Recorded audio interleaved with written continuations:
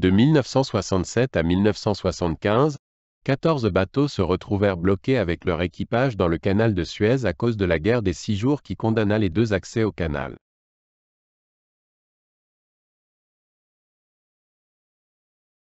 Ces navires furent baptisés la flotte jaune à cause de leur apparence jaunâtre du fait du sable qui les recouvrit peu à peu. En juin 1967, les 14 navires transitent par le canal de Suez vers le nord au moment où des combats commencent entre Israël et l'Égypte, dans ce qui deviendra connu sous le nom de guerre des 6 jours. Les deux extrémités du canal sont fermées sur ordre du gouvernement égyptien et, après 3 jours, il devient évident que le canal restera impraticable pour longtemps à la suite du sabordage de navires pour bloquer les entrées. Les 14 bateaux sont contraints de jeter l'ancre dans la partie la plus large du canal de Suez, le Grand Lac Amer, en anglais, Great Bitter Lake. En octobre 1967, les officiers et les membres d'équipage des 14 bateaux se rencontrent sur le Mélampus afin de créer l'association du Grand Lac Amer, GBLA, qui a pour objet de fournir un soutien mutuel aux membres d'équipage. Voici la liste des navires échoués. MS Nordwind, MS Münsterland, MS Kilara, MS Nippon, MS Essayant, ex-Sind, revendu par les messageries maritimes en 1970. MS Agapénor, MS Mélampus, MS Étoile écossaise, MS Port Invercargill, SS African Glen, coulé en 1973 pendant la guerre du Yom Kippour, MS Jakarta, MS Boleslav Bieru, MS Vasil Levski, MS Lednice, observateur SS, qui était échoué dans le lac Timsa.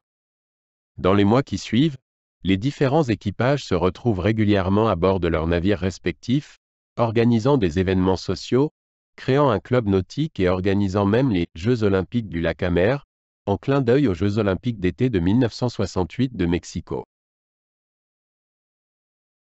Nous sommes alors en pleine guerre froide, et sur le lac Amer sont représentés les deux blocs antagonistes. L'Ouest, avec des pavillons américains, qui soutiennent Israël, allemands, français et anglais, et l'Est, composé de soviétiques, alliés de l'Égypte, polonais et bulgares.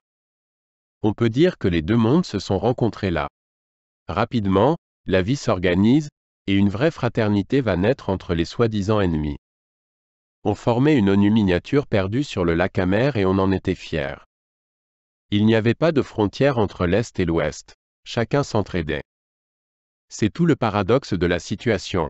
Au beau milieu d'un conflit meurtrier, victime collatérale d'une haine séculaire, entre les militaires israéliens sur la rive droite et les troupes égyptiennes sur la rive gauche qui les observent à la jumelle, les équipages, au fil des mois, font connaissance et sympathisent.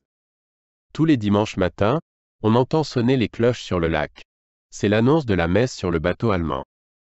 Des canots affluent de toutes parts, autant pour suivre l'office que pour boire le verre de l'amitié. Chaque navire a sa spécialité.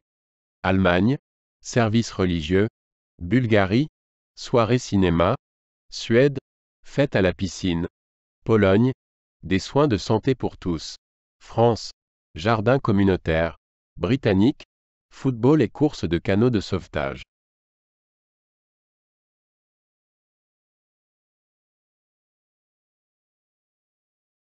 La flotte jaune a également créé son propre système postal et fabriqué à la main ses timbres-poste. L'autorité postale égyptienne a reconnu les timbres, permettant leur utilisation dans le monde entier.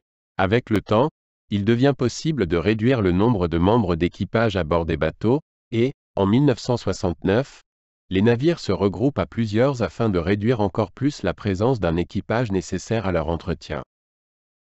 Pour le système postal, cela se traduit par la création de timbres de groupe comme le Mu-Winnikies, qui est un dérivé des noms Mu, Münsterland, Wi, Nordwind, Ni, Nippon, Ki, Kilara, et S, Essayant. Le Ledmelaga pour les navires Led, Lednice, Mel, Mélampus, et Aga, Agapénor. Le Jabiporst pour les navires Ja, Jakarta, Bi, Boleslav Beirut, Port Invercargill, et St, Scottish Star. Dans la rangée du haut, Mu-Winnikies, Jabiporst, et Ledmelaga. Dans la rangée du bas, les navires amarrés individuellement, African Glen et Vassilievski, ainsi que la bouée symbolique. En octobre 1973, c'est la guerre du Kippour, et l'enfer se déchaîne à nouveau sur la région. Un des cargos est touché. Il sera coulé par les chars israéliens qui soupçonnent la présence d'un poste d'observation ennemi sur son mât. Les oubliés du lac Amer n'ont plus rien. Ils mangent des boîtes de nourriture pour chiens et boivent de l'eau conservée depuis 7 ans dans des cuves.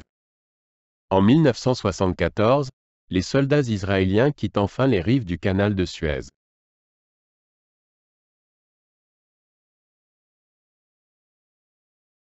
Et, le 8 mai 1975, c'est la réouverture de celui-ci, qui marque la fin du blocus et le terme du plus long voyage de l'histoire de la marine marchande.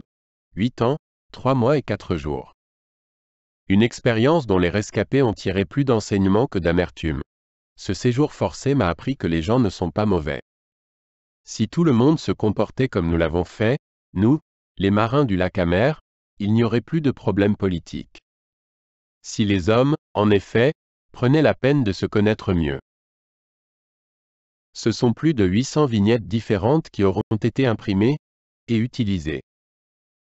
Certaines vignettes ont été importées au gré des changements d'équipage et ont bénéficié d'une qualité d'imprimerie bien loin des bricolages initiaux. Il existe des catalogues répertoriant ces vignettes. Capitaine Brian Hill, timbre-poste de la Great Bitter Lake Association. Peter Waldner, catalogue de timbres de l'encyclopédie de collection de la Great Bitter Lake Association.